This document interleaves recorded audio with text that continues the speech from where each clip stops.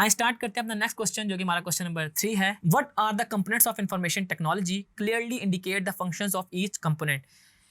आपने इसमें CBIS यानी कि वो कंपोनेंट्स बताने हैं कि जो कंप्यूटर बेस्ड इंफॉर्मेशन टेक्नोलॉजी या कंप्यूटर बेस्ड इंफॉर्मेशन सिस्टम के होते हैं।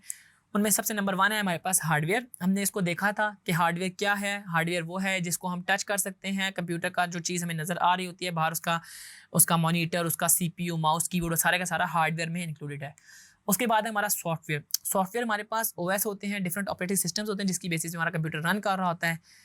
इसके अलावा हमारे पास डेटा है, कोई भी उसके अंदर जो मटेरियल है वो हमारे पास डेटा कहलाएगा। प्रोसीजर्स हैं, किस तरह हमारे पास वो यूज़ हो रहा होता है।